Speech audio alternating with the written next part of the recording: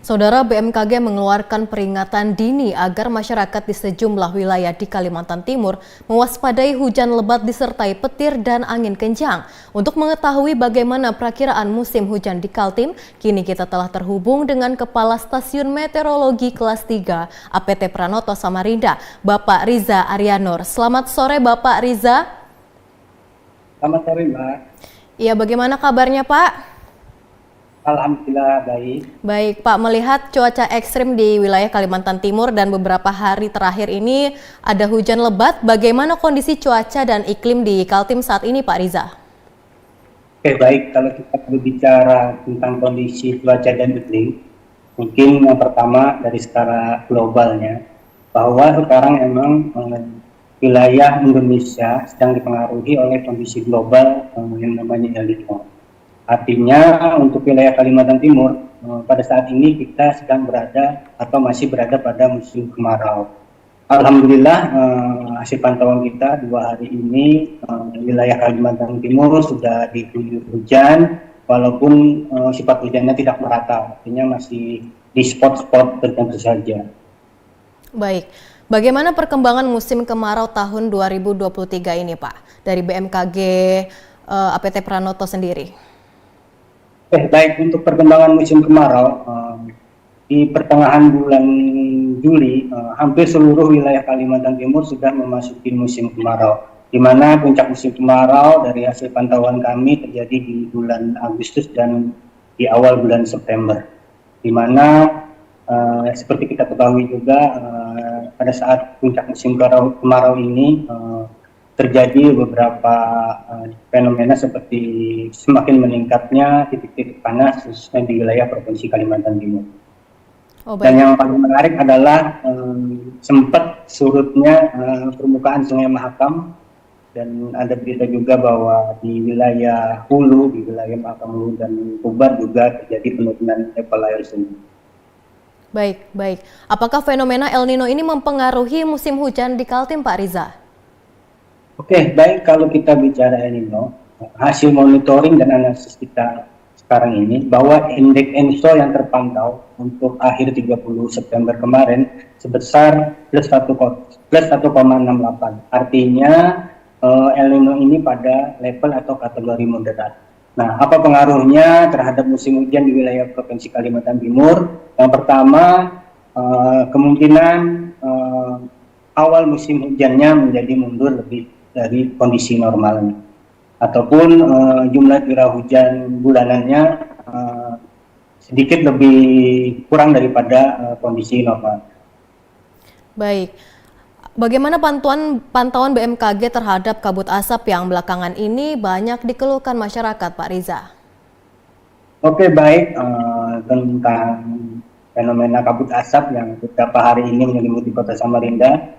Memang kalau kita lihat dari pantauan citra satelit tentang titik panas, bahwa memang di wilayah Kalimantan Timur terpantau untuk pagi hari ini di wilayah Kabupaten Kutai Timur itu paling tinggi, terdapat 84 titik panas, di Kabupaten Berau 79 dan di Pugar 58. Artinya memang kondisi hujan yang terjadi beberapa hari ini tidak terlalu signifikan untuk memadamkan titik-titik panas di wilayah Kalimantan Timur.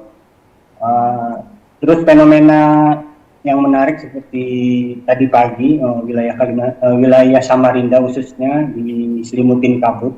Artinya kabut ini tidak serta-merta murni adalah kabut yang disebabkan oleh terjadinya titik panas atau kabut asap, akan tetapi ini adalah fenomena kabut atau HESI dan istilah meteorologinya, artinya kabut yang terjadi dari partikel-partikel basah. Kenapa kabut ini bisa terjadi? Karena memang di wilayah Samarinda beberapa hari sebelumnya kondisi panas cukup signifikan, suhu udara juga mencapai kurang lebih 35 bahkan hampir tembus 36 derajat Celcius. Akhirnya kondisi panas permukaan bumi ini setelah kita 2 hari kemarin mendapat guyuran hujan yang cukup signifikan, tentunya juga akan menyebabkan permukaan bumi menjadi penguap atau radiasi buminya kondensasinya terjadi di wilayah permukaan. Inilah yang menyebabkan kabut di pagi hari. Akan tetapi kabut ini akan hilang seiring dengan radiasi matahari yang menembus permukaan bumi atau memanasi permukaan bumi. Jadi untuk kabut yang jenisnya partikel basah ini biasanya jam 9 kalau radiasi matahari kuatnya kabutnya sudah hilang. Baik Pak Riza, dari pantauan BMKG APT Pranoto Samarinda sendiri, dari titik panas yang ada setelah beberapa hari lalu diguyur hujan, berapa presentasi Pak titik panas sekarang saat ini dari pantauan BMKG APT Pranoto sendiri? Oke, pantauan kita data tadi pagi, hasil pantauan tanggal 8 Oktober, bahwa jumlah titik panas yang ada di wilayah Provinsi Kalimantan Timur kurang lebih ada 244 titik, bervariasi dari kategori sedang hingga tinggi. Baik. Berbicara tentang akan memasuki musim hujan nanti, kapan puncak musim hujan ini diprediksi terjadi di Kaltim dari pantauan BMKG APT Pranoto sendiri? Oke, tadi pagi kami bersama stakeholder dari Provinsi, Dinas Pertanian, kawan-kawan media telah melakukan rilis perakhiran musim hujan untuk wilayah Provinsi Kalimantan Timur. Jadi awal musim hujan di wilayah Provinsi Kalimantan Timur cukup bervariasi, artinya dimulai dari akhir Oktober hingga pertengahan November. Sedangkan untuk puncak musim hujan sendiri terjadi di bulan Januari dan April tahun 2024. Baik. Dari BMKG sendiri ini berkoordinasi dengan stakeholder terkait siapa saja Pak untuk meminimalisir dampak cuaca ekstrim ini, apalagi akan memasuki musim hujan lebat begitu Pak Riza? Oke, tentunya kita rilis tadi perakhiran musim hujan, kita juga berkoordinasi intent dengan kawan-kawan BPBD, artinya walaupun kita sekarang masih di musim kemarau, tentunya kita harus melihat ke depan, artinya apa sih yang harus kita antisipasi dalam menghadapi musim hujan. Tentunya yang pertama bencana hidrometeorologi seperti terjadi genangan, banjir ataupun tanah longsor. Nah, hal inilah yang perlu kita waspadai, di mana kita memberikan perakiraan musim hujan lebih awal, artinya stakeholder ataupun pemerintah provinsi dapat mengambil langkah-langkah antisipasi dalam menghadapi musim hujan. Baik Pak. Apa imbauan untuk masyarakat Pak dalam menghadapi musim hujan nantinya? Tentunya dalam menghadapi musim hujan, yang pertama sebelum musim hujan masuk tentunya kita untuk masyarakat kita tentunya membersihkan saluran-saluran pembuangan air sehingga pada saat terjadi hujan tidak mampet atau sehingga yang mengakibatkan genangan atau banjir. Yang kedua tentunya waspada terhadap potensi hujan dengan intensitas tinggi, artinya yang apalagi wilayah kita di Kota Samarinda yang sangat riskan terhadap potensi terjadinya genangan atau banjir.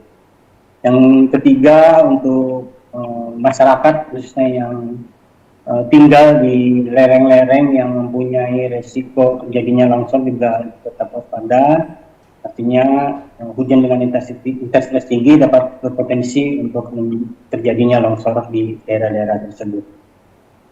Baik, terima kasih Pak Riza atas informasinya dan menyempatkan waktunya untuk bersama kami di Kalimantan Timur hari ini. Terima kasih Pak Riza, selamat beraktivitas kembali. Assalamualaikum warahmatullahi wabarakatuh.